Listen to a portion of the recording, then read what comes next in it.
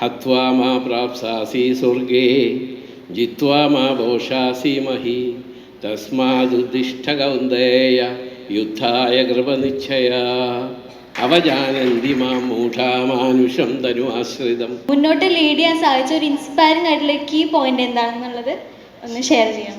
നമ്മൾ ഒരു പ്രൊജക്റ്റ് തുടങ്ങുമ്പോൾ അത് 100% വിജയിക്കണം എന്ന് വിചാരിച്ചിട്ടാണ് നമ്മൾ ആ പ്രൊജക്റ്റ് ചെയ്യുന്നത്. Very happy to see you. Very happy to see you. ഹത്വാ മാ പ്രാപ്സാസി സ്വർഗേ ജിത്വാ മാ ഭോഷാസി മഹി തസ്മാദുദ്ദിഷ്ഠ കൗന്ദേയ യുദ്ധായ കൃപനിശ്ചയാ അവജാനന്തി മാം മൂഢാ മാനുഷം തനു ആശ്രിതം പരം ഭാവമജാനന്ദ മാമഭൂതമഹേശ്വരം ഏകം സദു വിപ്രാ ബഹുധാ വദന്തി. നാം എല്ലാവരും പ്രാർത്ഥിക്കുന്നത് ഒന്നിലേക്കാണ്. മുസ്ലിം വിശ്വാസികൾ പറയുന്നു റബ്ബുൽ ആലമീൻ, ലോകത്തിൻ്റെ മുഴുവൻ സൃഷ്ടാവ് ദൈവമാണ്. അത് തന്നെയാണ് പറയുന്നത് ഏകം സദ് വിപ്രാ ബഹുധാ വദന്തി. നമ്മളെല്ലാവരും പ്രാർത്ഥിക്കുന്നത് ഒന്നിലേക്കാണ്. അപ്പോൾ നമ്മളെല്ലാവരും വിശ്വാസികളാണ്.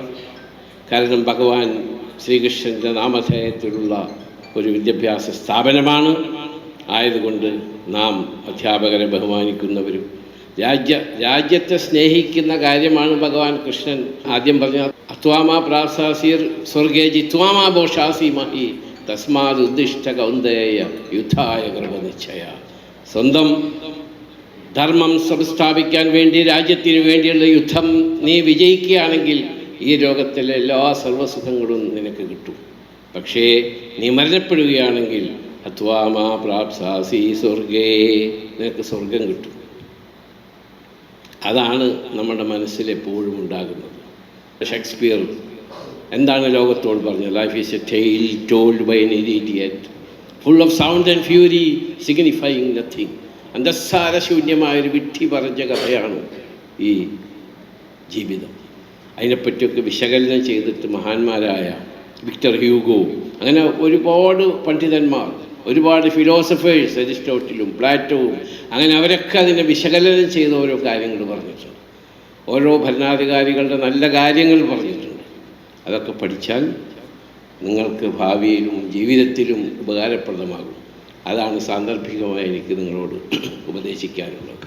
നിങ്ങൾ പഠിച്ച് വളർന്ന് നല്ലവരാകുക, നല്ല കുട്ടികളാകുക, ഗുരുജനങ്ങളെ ബഹുമാനിക്കുന്നവരാകുക, മാതാപിതാക്കളെ ബഹുമാനിക്കുന്നവരാകുക, രാജ്യസ്നേഹികളായി മാറുക, രാജ്യത്തോട് സ്നേഹം പുലർത്തുക, പഠിച്ച സ്ഥാപനത്തോട് സ്നേഹവും അടുപ്പവും പുലർത്തുക.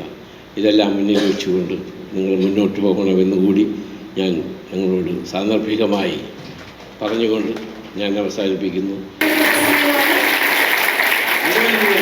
അസ്മാകം പുരത്തക കൃതജ്ഞതാം വ്യാഹരാമി. ഇപ്പം നമ്മളൊരു സംരംഭം തുടങ്ങുന്ന സമയത്ത് നമുക്ക് ഒരുപാട് സെറ്റ് ബാക്സ്, ഫെയിലിയേഴ്സ് ഒക്കെ നേരിടേണ്ടി വരും. ആ ഒരു ഫെയിലിയേഴ്സിനൊക്കെ സാറ് മറികടന്നുകൊണ്ട് മുന്നോട്ട് ലീഡ് ചെയ്യാൻ സാധിച്ച ഒരു ഇൻസ്പയറിംഗ് ആയിട്ടുള്ള കീ പോയിന്റ് എന്താണെന്നുള്ളത് ഒന്ന് ഷെയർ ചെയ്യാം. നമ്മൾ ഒരു പ്രൊജക്റ്റ് തുടങ്ങുമ്പോൾ അത് 100% വിജയിക്കണം എന്ന് വിചാരിച്ചിട്ടാണ് നമ്മൾ ആ പ്രൊജക്റ്റ് ചെയ്യുന്നത്. പക്ഷേ സാന്ദർഭികവശാൽ ഏതെങ്കിലും നിലയ്ക്ക് അതിനൊരു ഫെയിലിയർ